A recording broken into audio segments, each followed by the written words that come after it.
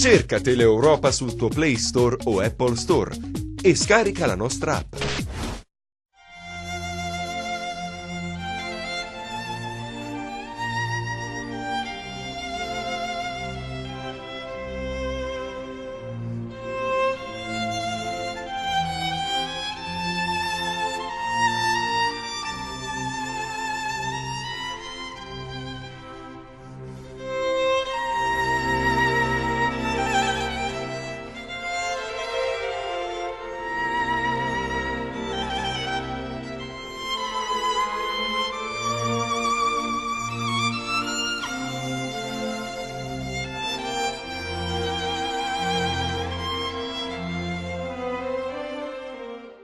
Come Agricoltura vi dà il benvenuto da Reggio Calabria, dove ci troviamo in questo momento, in particolare presso il Dipartimento di Agraria dell'Università degli Studi Mediterranei appunto di Reggio Calabria. Si terrà a breve un workshop su innovazione e strategie per una olivicoltura di qualità.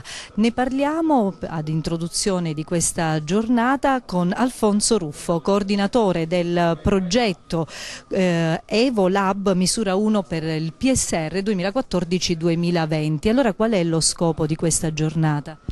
Ebbene, l'AOP che mi onoro di rappresentare in questo momento e di cui sono il coordinatore tecnico, anche questa volta si impegna a fianco di chi è e fa il territorio e soprattutto quindi gli olivicoltori.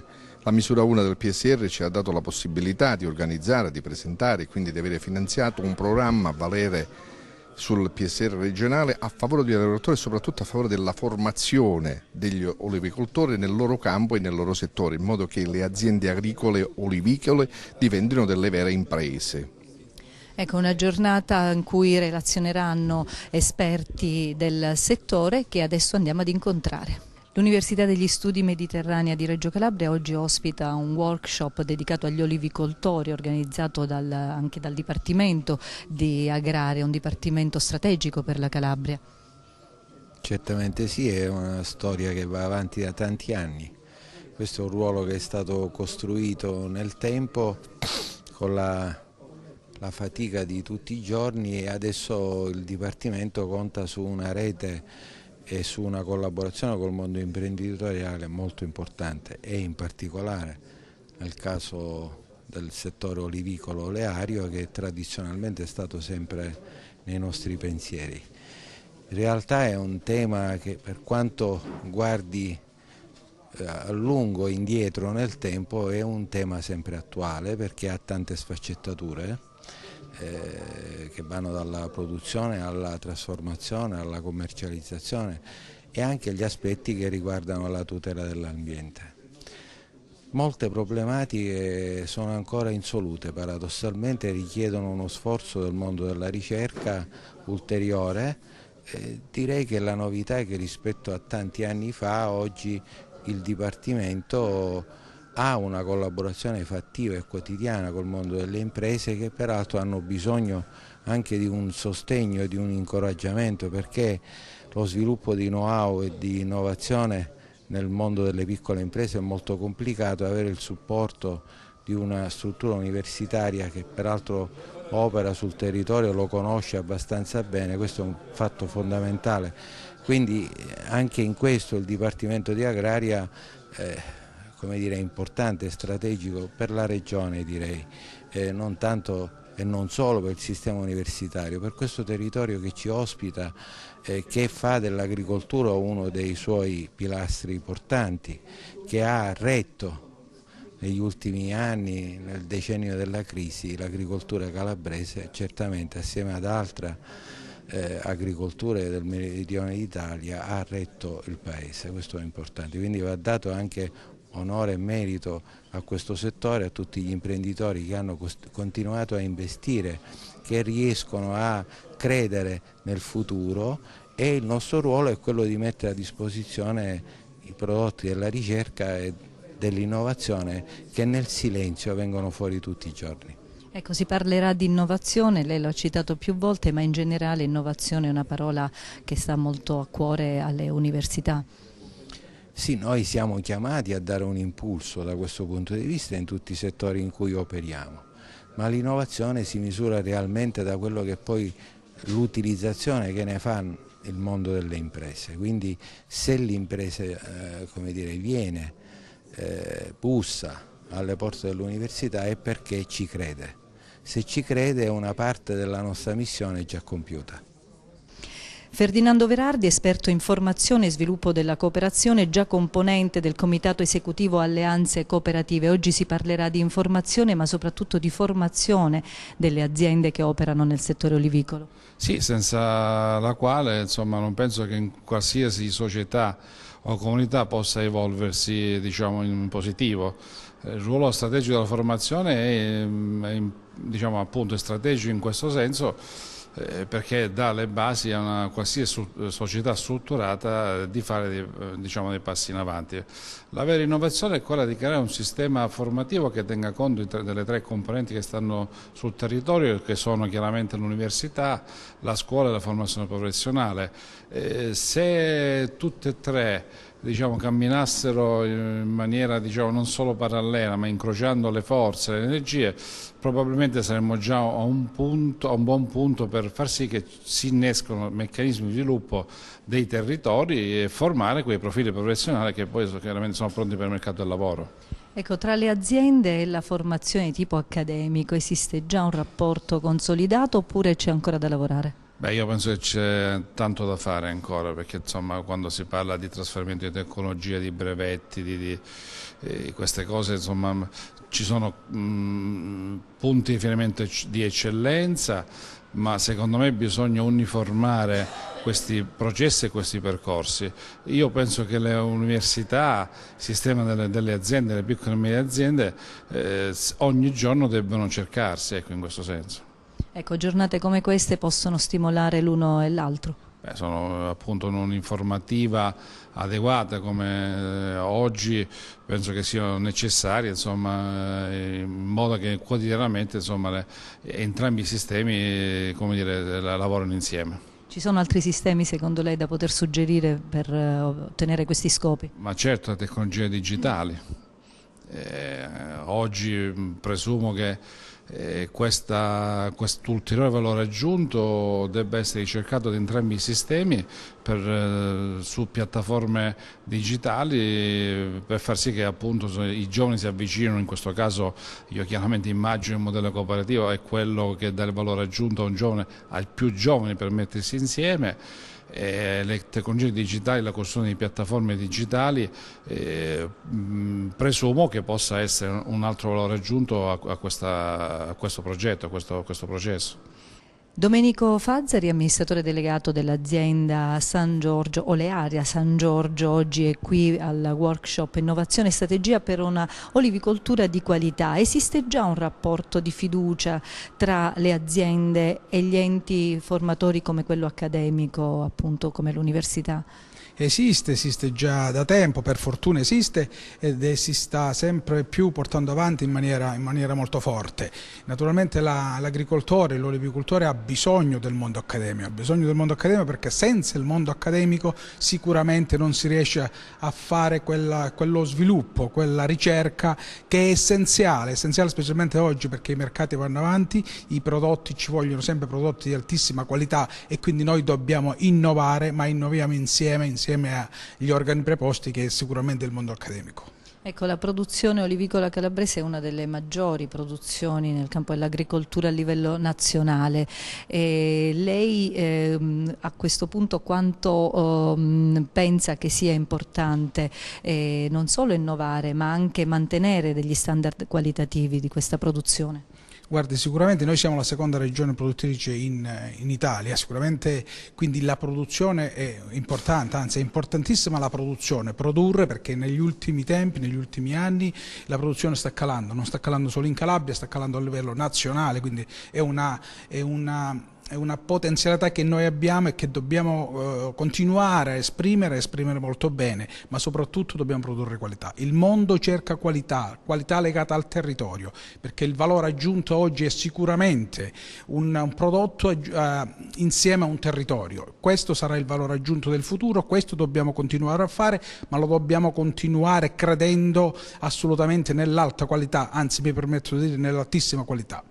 Ecco, lei parlava di un abbassamento della produzione. Quali sono i pericoli perché questa produzione appunto non abbia ripercussioni a livello di quantità? Guarda, la produzione sta calando come dicevo negli ultimi 10 anni in tutta Italia, sta calando e stiamo avendo problemi per quanto riguarda, diciamo, il prodotto olio, quindi dobbiamo continuare, veramente dobbiamo continuare, anche la Regione Calabria deve investire sulle produzioni tipici locali, perché questo sicuramente tra qualche anno, se no, abbiamo problemi di reperibilità di prodotto stesso. Quindi cosa possiamo dire se non quello di credere nella nuova olivicoltura, credere sicuramente in una olivicoltura di alta qualità.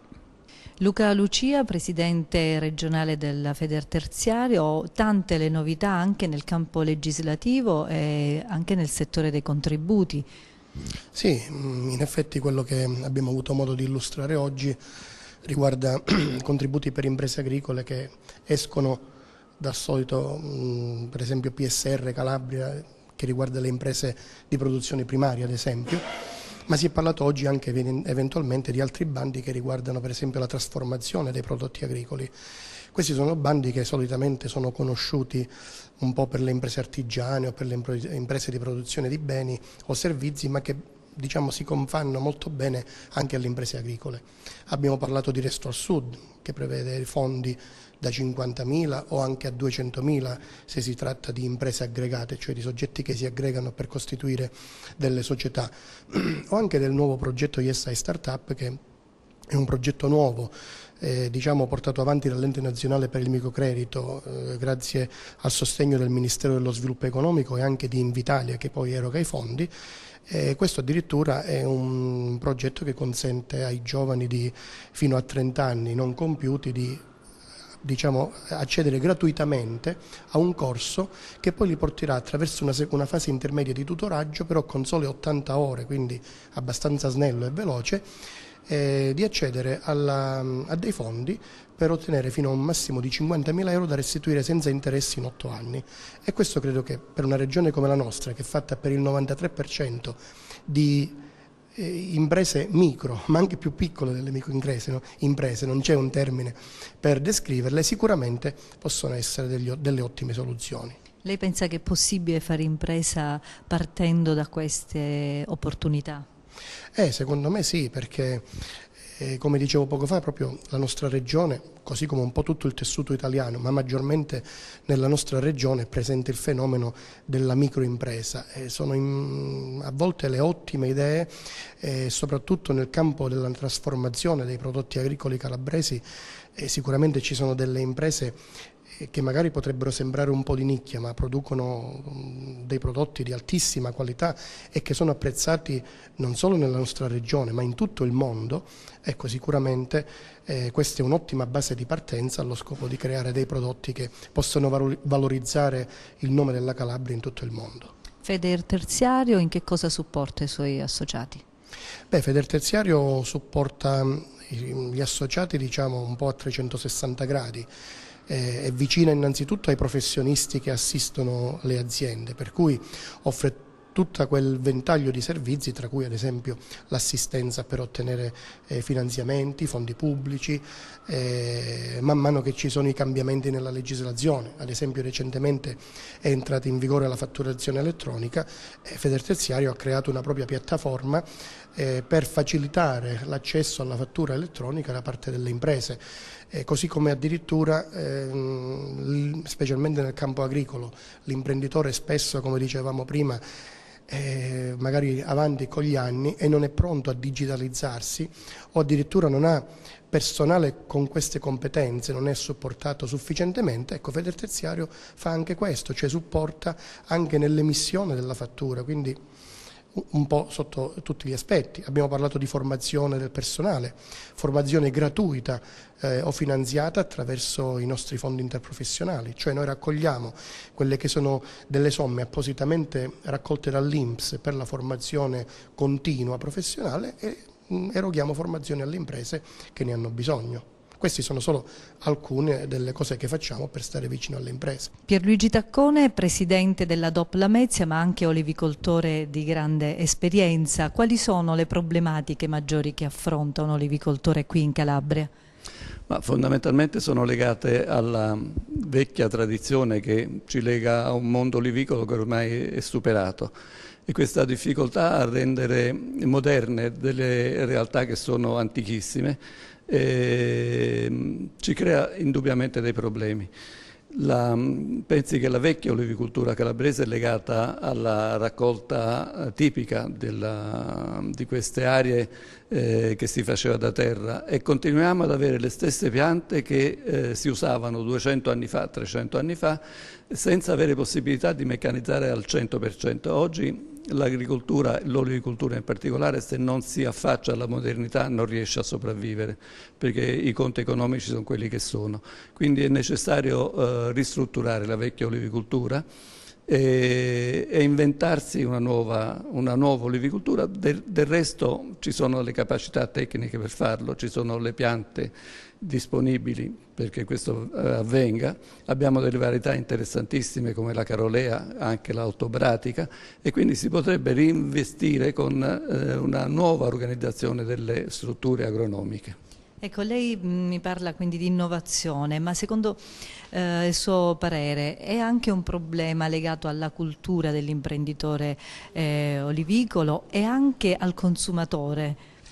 Ma entrambe le cose. Da un lato noi abbiamo una olivicoltura, come le dicevo, antica, e la tradizione è dura a morire in questo senso, e non solo, ma abbiamo anche delle agevolazioni in questo senso che ci obbligano in una certa misura a conservare le cose come sono, perché viviamo anche di aiuti in olivicoltura e quindi nessuno ha il coraggio di modificare strutture che comunque sia ti vengono finanziate in una certa maniera dalla Comunità Europea.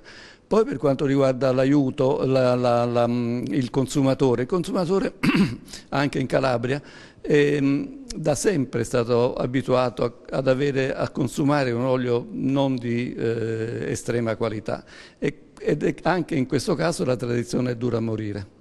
Mimmo Piccione, presidente del Consorzio di Bonifica Tirreno Vibonese, ma soprattutto possiamo dire un produttore di lunga esperienza nel campo dell'olivicoltura. Conosce molto bene questo settore e quindi ne conosce, come dire, vizi, virtù, sfumature. Certo, è un settore che si richiama veramente agli anni, diciamo, dell'età dell'ulivo, che sono secolari. E d'altra parte ai primi del Novecento nelle famiglie dove c'era qualche albero d'olivo da dotare in dote alle figlie femmine che riuscivano a sposarle e quindi a mantenere quelle che erano le esigenze di famiglia in un certo qual modo, era una ricchezza. Lo sarebbero tuttora se riuscissimo a difendere questo settore, un settore che certamente questo dell'olio calabrese si porta una nomea, perché quando i nostri emigrati partivano per andare a Torino alla Fiat portavano dietro quell'olio che era un olio lampante, che non era un olio, diciamo, fatto con i metodi moderni, ma che era pesante, e quindi oggi si parla ancora e si dice ancora che l'olio calabrese è pesante. Adesso dobbiamo sfatare questo mito negativo. Noi abbiamo un olio eccellente, un olio di qualità straordinaria, noi abbiamo un numero infinito di cultivar che sono 27, 28, adesso sono di grande qualità, eccezionali, e quindi noi adesso con i nuovi metodi riusciamo a produrre un olio che è all'avanguardia, che è il migliore del mondo, insomma, in assoluto. Il problema è che noi purtroppo subiamo delle concorrenze, perché in Calabria non c'è una grande azienda che sviluppa e che manda l'olio su tutti i mercati nazionali, sulla grande distribuzione. Noi produciamo per le altre aziende che poi mettono sul mercato, e teniamo conto che i nostri prodotti sono sempre alla speculazione dei grandi imprenditori, perché noi pensiamo che c'è ancora nei supermercati un prodotto, un extravergine in bottiglia a 2,80 €, se noi controlliamo il prezzo della bottiglia, il prezzo del prodotto, il prezzo delle etichette, il prezzo del cartone, la provvigione dei rappresentanti, l'utile del supermercato, a questo punto quest'olio costa quanto un'acqua minerale. Com'è possibile? Come si spiegano queste cose? Allora, perché le istituzioni non vanno a fare dei prelievi, fanno dei campioni, vanno a valutare questo prodotto da dove viene e perché a questo prezzo. E allora se non lo fanno le istituzioni, perché non lo fanno le organizzazioni agricole con un notaio per andare a prelevare questi campioni a costo proprio e denunciare poi questi misfatti? Allora qui bisogna cercare. Perché poi i mezzi ci sono, le leggi ci sono. Ci sono le leggi, ce ne sono anche troppe, però non riusciamo ad applicarne una, quindi è chiaro che bisogna pure cercare di lottare per la nostra qualità. Io dico ai calabresi: consumate quello che la Calabria sa fare, non solo per l'olio, ma per tutto, per l'olio, per il tonno, per il pesce, per i salumi.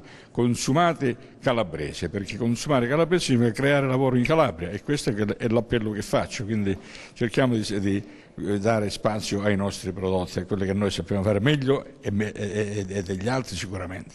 Ed ora un momento di pubblicità, ma noi ci rivediamo subito dopo la pausa.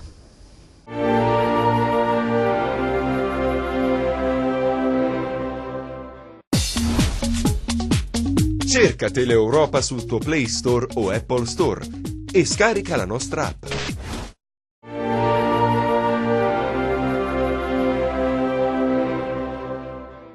Innovazione e strategie per una olivicoltura di qualità. Riprendiamo come agricoltura da questo workshop qui dall'Università Mediterranea di Reggio Calabria. Giuseppe Zimbalatti, professore Zimbalatti, lei oggi come direttore di dipartimento ha ospitato questa iniziativa, un workshop sull'innovazione e strategie per una olivicoltura di qualità. Vogliamo tracciare proprio una conclusione di questo seminario che mi è sembrato molto stimolante e come sempre lancia anche degli stimoli ulteriori per essere poi affrontati e non rimanere come così nel vuoto. Strategia, innovazione e qualità sono state le tre parole chiave di questo pomeriggio di lavoro qui a Reggio Calabria, il Dipartimento di Agraria, voluto dall'Olivicola Cosentina, a cui va il ringraziamento dell'Università, come peraltro ha fatto il nostro Rettore nel ringraziarli. Gli interventi sono stati molto interessanti. In Calabria c'è necessità di parlare sempre, di non far mai abbassare l'attenzione sull'olivicoltura e sull'olio d'oliva e soprattutto sull'olio d'oliva di qualità. È nelle condizioni la Calabria adesso per dire la sua in maniera più autorevole sul mercato nazionale e sul mercato globale. È uno sforzo organizzativo che va fatto, molto importante. L'università dal canto suo è disponibilissima e fa già una propria attività di ricerca, votata a individuare formule e forme sempre più innovative di produzione che consentano ai nostri produttori di essere sempre più all'avanguardia. Le forze in campo sono importanti, le organizzazioni professionali sicuramente possono dare una mano, possono darla soprattutto per quanto riguarda l'affermazione sui mercati di un marchio importantissimo che è costato veramente tanta fatica per il suo ottenimento, l'IGP di Calabria, che merita la massima attenzione, merita quindi uno sforzo aggiuntivo da parte di tutti noi perché ne traggano vantaggio soprattutto i nostri produttori e l'economia dell'intera Calabria. Ecco, all'università viene demandata la parte legata all'innovazione, alla ricerca. Si sono accorciate le distanze tra le aziende e l'università? Sì, direi che non ci sono grandi distanze. Come dicevo prima è una questione organizzativa, sicuramente ci sono ampi margini di miglioramento nell'organizzazione.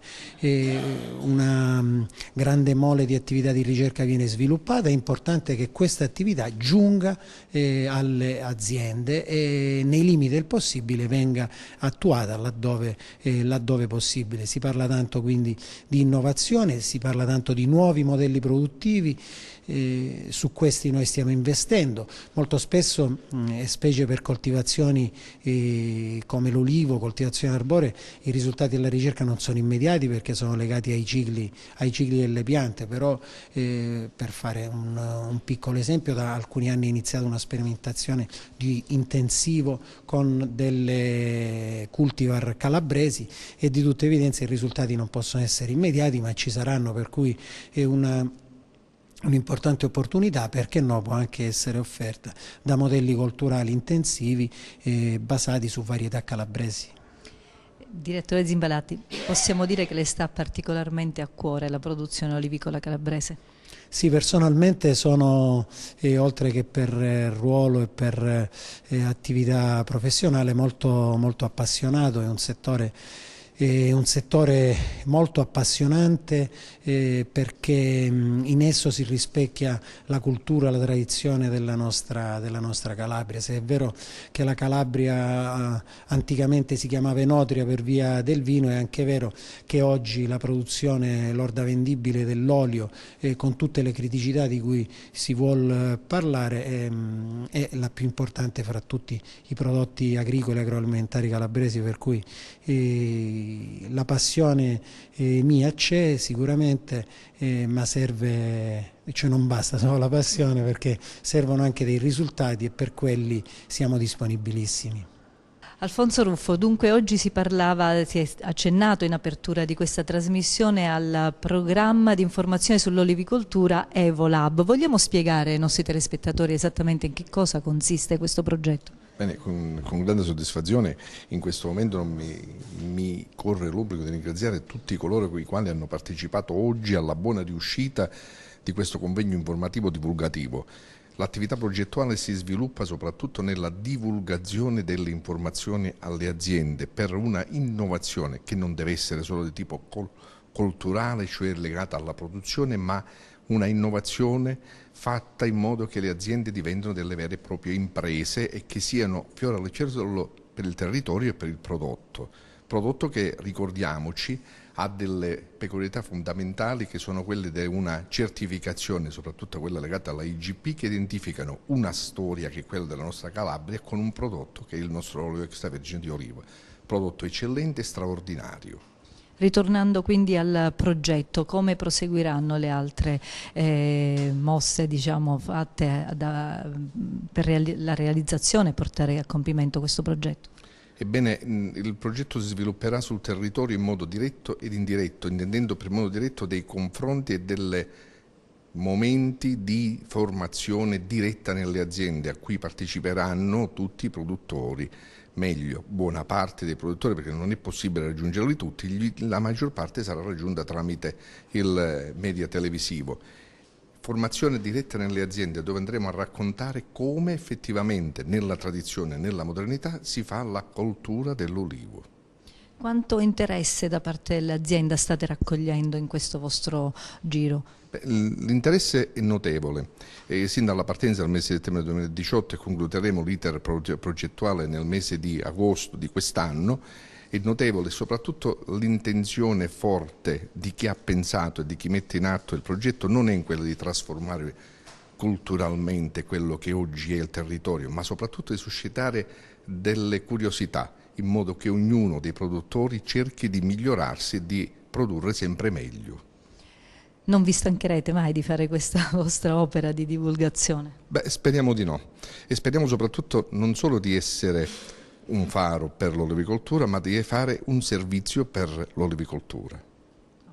Onorevole Mauro Dacri, oggi qui all'Università Mediterranea di Reggio Calabria si parla di innovazione, strategie per un'olivicoltura di qualità, ma si parla anche di formazione, si parla anche di informazione da dare agli imprenditori di questo settore. Cos'altro c'è da fare? Ma penso che ha fatto bene l'associazione a chiamare a raccolta e quindi farlo proprio nell'università e dire che è importante fare sia la formazione e sia per quanto riguarda anche vedere che c'è tutto quello scenario sull'innovazione, perché questo è un settore che in Calabria è importante, però paradossalmente questo è quel settore che è rimasto un po' più dietro per quanto riguarda il fare massa critica, il gruppo, l'imbottigliamento, e su questo noi stiamo lavorando anche con loro. Era prevista domani una riunione per fare anche con l'associazione olivicole, cercare di fare sintesi e mettersi insieme pure per fare massa critica, che poi abbiamo rinviato la settimana prossima perché domani c'è Consiglio regionale, e questa è la strada che noi vogliamo fare insieme a loro.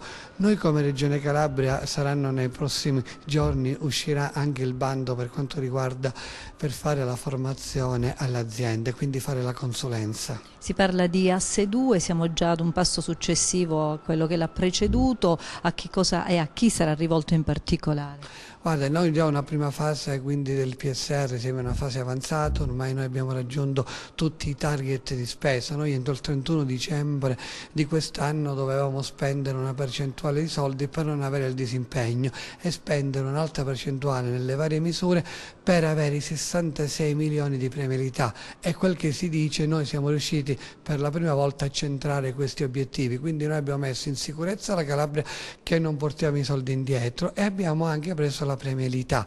Cosa noi stiamo pensando? In questo momento noi sul sito della Regione Calabria stiamo pensando, perché noi entro fine 2019 dobbiamo scrivere la politica agricola di sviluppo, quindi il nuovo PSR 2021-2027 entro fine 2019, e per questo abbiamo iniziato al PSR a dire: dite le vostre idee che avete per il futuro, per l'agricoltura calabrese, e dobbiamo fare un'attenzione maggiore proprio a questo settore. È un settore tra l'altro strategico per la Calabria, che è una delle maggiori produttrici di olive e di olio d'oliva extravergine di qualità. Sì, siamo la seconda regione, però come dicevo all'inizio dell'intervista che riusciamo poco a fare massa critica. Qui abbiamo questa grande risorsa che è l'IGP, e su questo dobbiamo noi puntare, e sulla certificazione, perché secondo me questa è la vera carta d'identità dell'olio calabrese. Allora se puntiamo su questo e tutti capiamo che questo può essere quel valore aggiunto, qualcosa che ci fa a fare quel salto di qualità in questo settore, allora saremo sulla giusta strada. Massimino Magliocchi, presidente del Consorzio di tutela IGP Calabria, anche qui a Reggio Calabria, all'Università Mediterranea. Stasera l'IGP è stato quasi protagonista di questa manifestazione, di questo workshop. Si è parlato anche dell'IGP.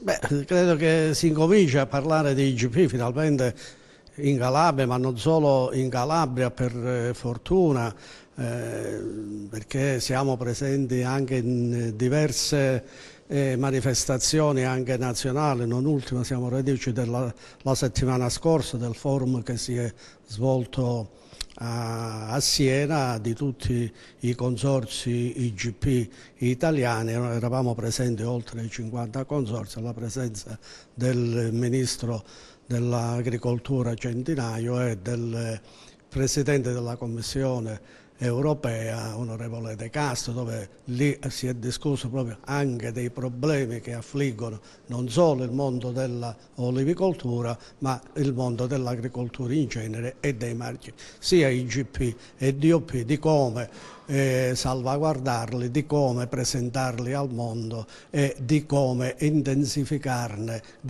la garanzia di quelli che loro rappresentano.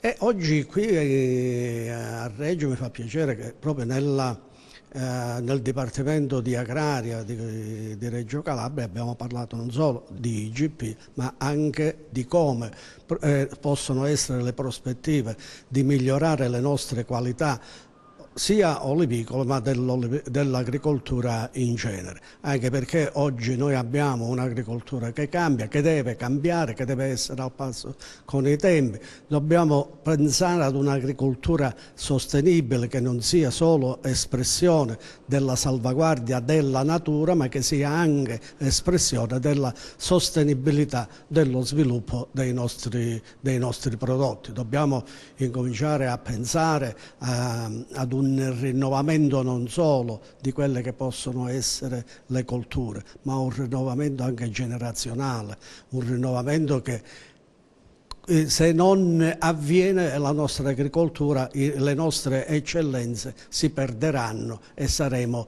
solo poi dei consumatori di produzione che ci provengono da altri paesi.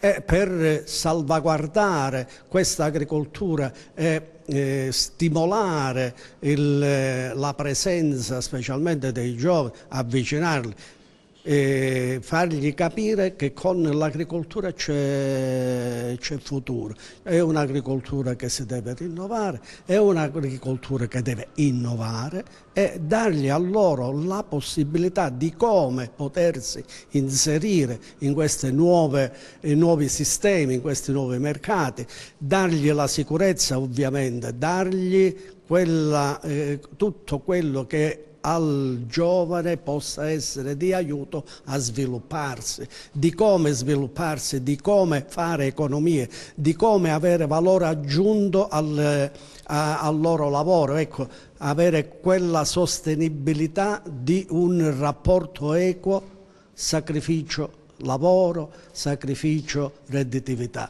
E allora se pensiamo a queste cose, se le nostre istituzioni veramente si fanno portatrici di questi messaggi, sicuramente noi daremo un contributo a quello che può essere lo stimolo di avvicinare i giovani all'agricoltura, perché sono i giovani oggi che devono avvicinarsi all'agricoltura e farla in quel modo diverso che tanto dà e tanto può dare per uno sviluppo sicuro della nostra agricoltura. Questa sera qui a Reggio c'erano, diciamo, un po' tutti, erano rappresentate un po' tutte le istituzioni, il mondo accademico, ma c'erano anche le aziende, c'erano anche le cooperative, le associazioni e c'era anche la politica. È stato lanciato un grido, se possiamo, soffocato sulla produzione, un allarme sulla produzione. Che cosa si può fare per tutelare questa produzione? Per tutelarla credo che il grido c'è stato, anche perché siamo reduci da una campagna negativa quest'anno per la nostra olivicoltura, ma non solo. E quindi c'è questo grido d'allarme, c'è questo grido di speranza anche, perché ecco, la sostenibilità, di quando dicevo bisogna cambiare per dare sicurezza, bisogna cambiare per dare garanzia affinché i momenti negativi vengano e possano essere superati in un modo adeguato, cioè in un modo che non si va a finire sul lastrico, perché oggi le aziende così come sono, con campagne negative simili, con prospettive di mercato buie, allora le aziende non hanno possibilità di affrontare il futuro in un modo diverso, in un modo sereno, che gli dia ancora la forza di andare avanti. E noi a questo dobbiamo anche stare attenti e stare accorti. Le istituzioni sembra che vogliano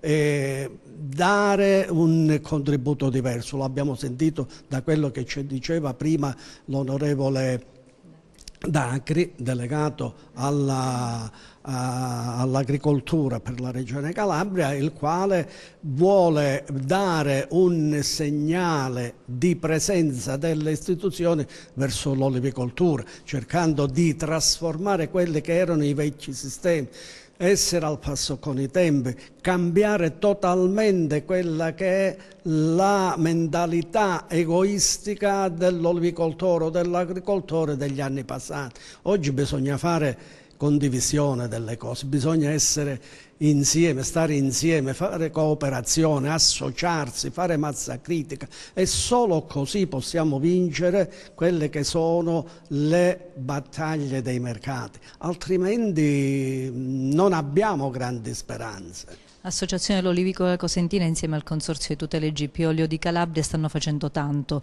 per mostrare la vicinanza agli olivicoltori e alle aziende. Ovviamente c'è ancora tanto da fare. Lavoro ce n'è tantissimo sicuramente. Per fortuna il Consorzio, che ha a fianco sia l'Associazione Olivicola ma anche altre associazioni olivicole della nostra regione, si stanno sforzando appunto per portare avanti questi messaggi, divulgare questo messaggio di rinnovamento, questo messaggio di essere e stare insieme per essere veramente una parte produttiva che dia sicurezza a chi opera in questo settore. Ecco, dalla Università Mediterranea di Reggio Calabria lanciamo proprio questo messaggio, un messaggio positivo di rinnovamento per tutti coloro che sono appassionati a questo mondo, ma per tutti coloro che non solo sono appassionati ma vivono anche di questo mondo. Per A come Agricoltura è tutto, noi vi diamo appuntamento alla prossima puntata.